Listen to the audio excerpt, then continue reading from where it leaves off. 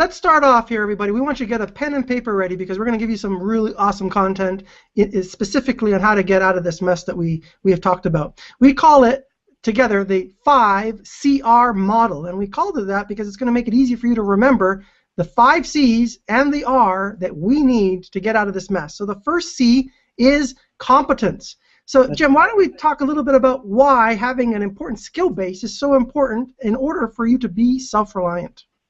Well, let's just look at, let's say our neighborhood, whatever neighborhood you live in, is all of a sudden the only part of the world you've got to worry about, all right?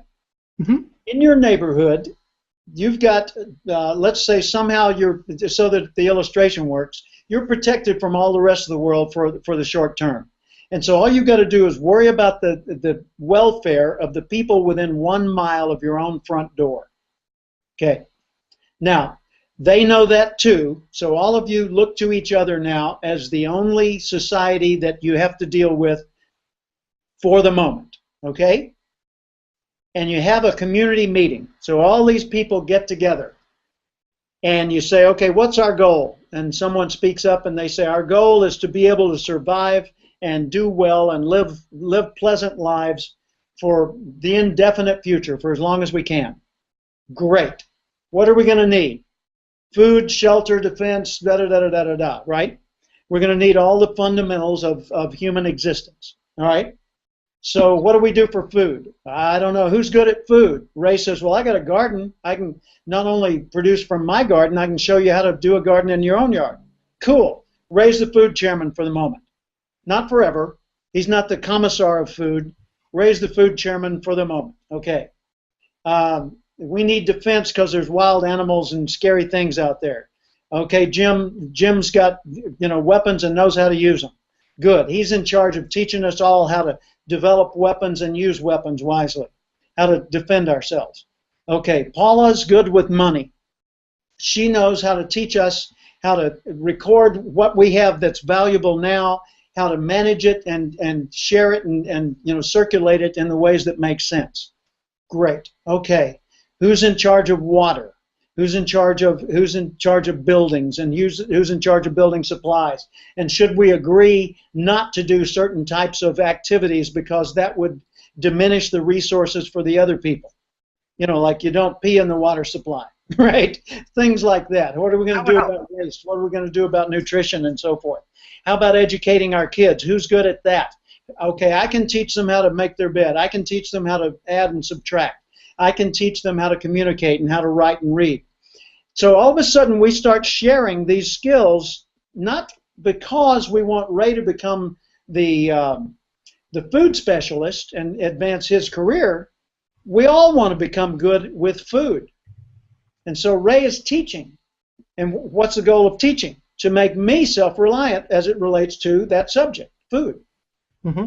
Okay, so everyone's learning all of the skills. You could call this cross-training in a company, right?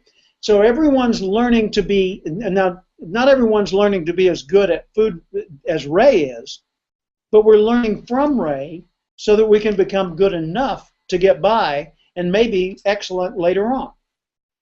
So we start sharing all these skills and acquiring the competence, the skill set to survive and contribute to others. Because if I'm self-reliant, I have something to give. Like the story of the Good Samaritan. Well, if the Good Samaritan had been a dependent, emotionally bankrupt drug addict, the Good Samaritan would never have been remembered because he wouldn't have been in a position to help somebody else. You've got to get your own act together first.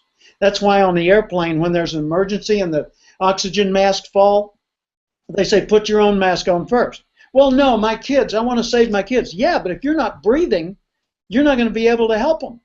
So get some oxygen, self-reliant, then help the person next to you. Well, I don't want to come first. You got to come first. You're the only resource you've got. So learn to get your own act together. Competence, competence, competence. Become skilled. Yeah, but at what? As many things as are reasonable. Become good with money. Become good with nutrition. Become good with health and fitness. Become good with health care. Be able to fix injuries and illnesses and things like that without having to go to a doctor or hospital. Okay? Become good with basic supplies for daily living. Become good, etc. That's the whole point of competence as number one, and without number one, never mind the rest of them. Would you agree with that part, Ray? Oh, I absolutely agree. If you don't have a skill set that you can leverage to be able to take care of yourself and those that you care about, you're basically a sitting duck in the water, and you're not going anywhere, because competence is the starting point for everything. So Yeah. for those watching this video, I really would encourage you to take some of the items that Jim has mentioned here and add to that list. What are the areas of your life and in your business that you have determined that you need to increase your skill set in, and objectively evaluate where are you right now, what's the gap from where you need to go, so that you do not feel that you are dependent to a large degree on others. Now, don't get me wrong. I'm not saying that you need to be a master of everything and not be able to barter and connect with others. You need to pick what it is that you want to be amazing at and figure out what you're willing to trade to benefit from other people's specialties, coming back to Jim's example. You bet. And learn critical thinking. Learn basic math, basic science, and physics and biology. Just learn the fundamentals that they used to make an important part of the school curriculum, so that you know enough to know how to solve a problem, fix a broken tool, take the appropriate action in an emergency. And I would add to that, when we think about critical thinking, anytime you hear somebody say something to you, whether it's on television, the newspaper, popular media, or videos that you're watching, just like this one, stop first and analyze it and understand what's the basis from which they're speaking from, what is truth versus reality, and verify and fact check, because many times I think we tend to believe what we're told, and that can have a cascading spin-off effect of dominoes that take you down different roads that you may not want to go down. And you need to ask questions like, is what they just said fact or opinion? If it's opinion, it may be fine, but who's shaping their opinion? What resources or sources or what mentors are they turning to get the guidance that causes them to form that opinion?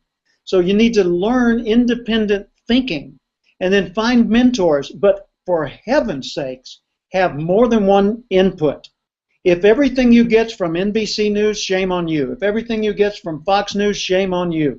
If everything you get is from the National Association for the Non-Victimization of People that we don't agree with, shame on you. Get multiple sources of input and then make decisions based on what in your heart and soul you believe is right and true. Not what mom or dad told you was right or true, but what, after analysis and critical thought, you've been able to arrive at that conclusion on your own. It's like in a religion. If you go to, let's say, the Baptist church, and all your life you hear the Baptist church point of view, that's fine. It may be right for you. But somebody years later, they say, why do you believe this? All you can do is quote the other people. If you didn't go through the thought process on your own, if you didn't go back and read the gospel, that they're preaching from on your own, and do your own thought and prayer about it and come to your own conclusions, you don't have a belief. You got a memorization. You're reciting their poem instead of stating your beliefs. That's about being an independent and active thinker in your life for interpreting the world around you. And one thing I'd also add to what we've just said so far is learning to understand motive. What's the motive behind the message and who you're hearing it from? What motivates them? And where does that motive come from? And trace motive. And then if you do that, in many cases, you'll be able to separate what is factual and can benefit you, and what is not and has an angle that is being presented to you. So I think that's important too. I think you're right. So number two in our formula is confidence. So how does one build confidence?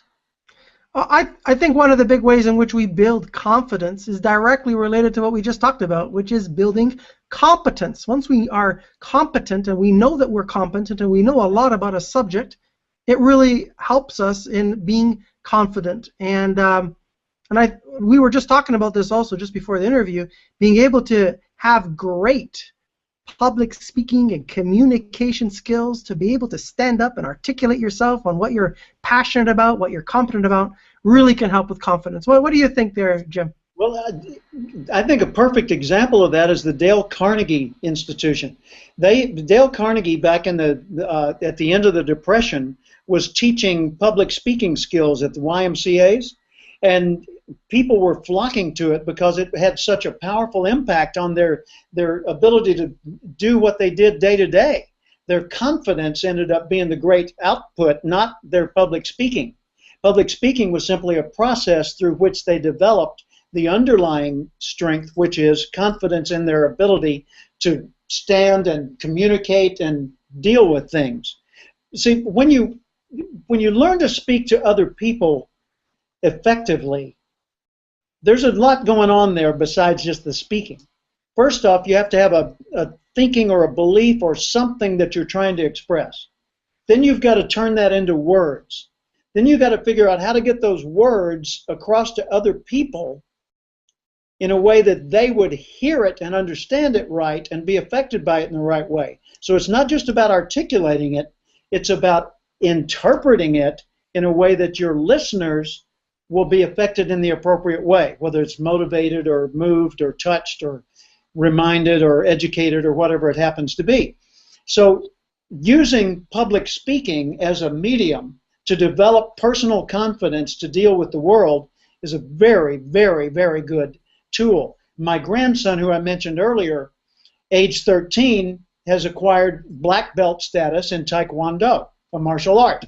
Well, he had to go through so many steps, awkwardly, poorly, making mistakes, getting injured occasionally, not in big ways, but dealing with all of that to get to the point where he qualified for a higher belt, that his confidence is huge compared to what it used to be. Plus, he doesn't feel as afraid when there are threatening-looking people around him. He knows he can handle himself. Same thing's true for the public speaking when it's coming to handling yourself communication-wise. So when we think about public speaking, we just talked about it's not just what you say, but how you say it, and being able to demonstrate and communicate a point of view that holds your audience's attention. So ultimately, it's the end result of a lot of other preparation work that has gone into being able to deliver that message. So as a takeaway, it can't be learned independent of the action.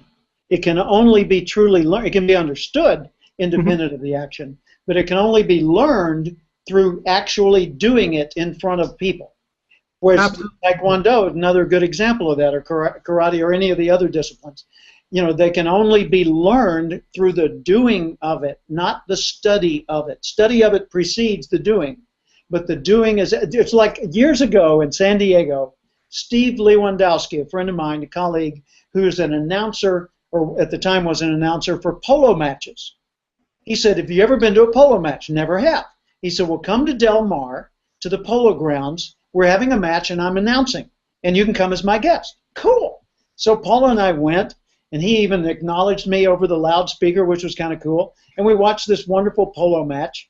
And then later he said, "Have you ever taken a polo lesson?" I said, "Oh, heavens, no." He said, "Well, take one." And I said, "Well, no, no." And he said, "No, Jim, take one." And I said, "Okay." So I go to the corral where they have the horses, and I meet the instructor, and he says, "Okay, get on the horse." And I said, "Well, I don't know anything about polo. I've never had, are we going to go over the basic?" He said, "Get on the horse." I said, "But I need to learn the fund." He said, "Get on the horse." Okay, so I get on the horse. He said, "Here's a helmet, put it on. Here's a mallet," or whatever they call that. And he said, "Now ride your horse out into the arena." I said, "But wait, I don't know anything." He said, "Jim, you learn polo by doing. Let me explain. Here's what you're going to do. Now, come this way and do it." And within like 5 minutes, I was riding the horse and actually hitting the whatever they call the polo ball.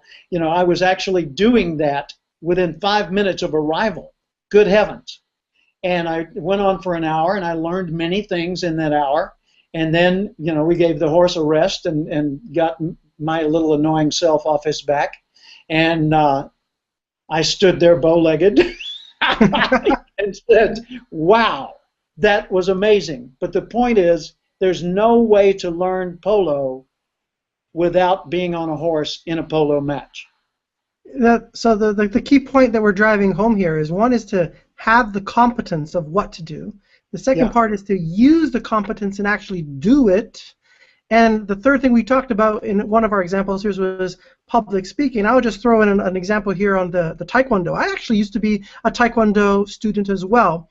And there's a very big difference between learning your katas and your patterns and how you fight in the dojo and actually going into a sparring match where you have to apply it with somebody who is using the same technology, so to speak, against you. It's a total different game. It's the same thing with driving a car. Think back when you first drove a car, and you can know, conceptually speaking, got to put on the gas, the foot on the pedal, steer the wheel. Do you remember being white-knuckled and be like, Well, like I was learning on a standard shift, so I had the clutch to deal with and all that. I was terrified.